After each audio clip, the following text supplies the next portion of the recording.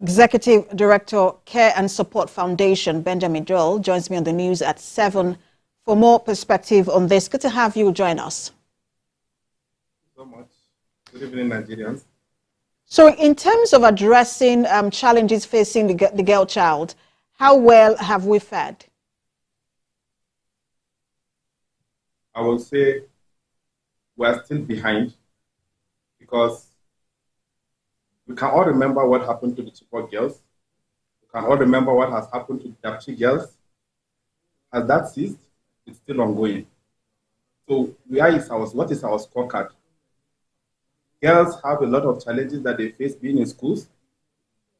When the Chibok girls were abducted, we only had a lot of this insurgency in the Northeast. Now the whole of this country is ravaged by different forms of conflict. We have the Boko Haram still existing in the Northeast. We have the armed banditry in the Northwest and the North Central. We have the separationist group in the Southeast. In all of these areas, girls still face different kinds of danger. Girls are being taken back from schools, kept back at home, and there is a lot of likelihood of them engaging in different kinds of social vices, the likelihood of gender-based violence being perpetrated on them, the likelihood of them growing into young women without getting basic education, which continues to decrease our literacy level as a country. And these are very broad issues, and I know that there is no one-size-fits-all solution for all of them. But talk to us about if we were to address them and to create an equitable society for girls, and all boys and girls in general. Where should we start? What should we start addressing? We need to plan. We need to have a gender-responsive education planning, both at state levels and at the federal level. What do we do? Do we just provide education for children as a whole, or we try to limit it? We try to disaggregate some basic needs for the girls. Girls face different kinds of challenges. For the boys, when we leave it open, boys are able to get into schools. But for the girls, when schools do not have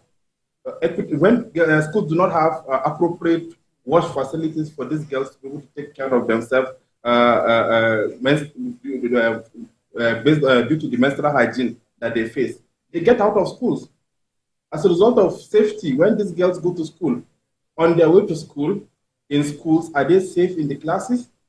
All of these contribute to keeping them out of schools. So at a national level, at state levels, we need to look at all of those challenges that girls face and have a gender-responsive plan.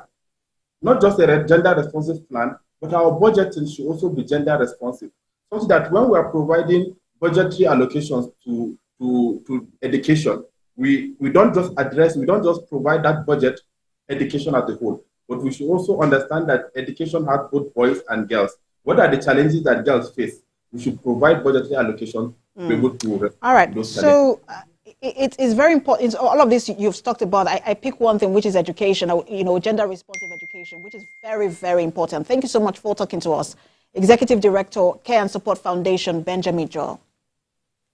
Thank you so much. All right. Let's turn our attention now to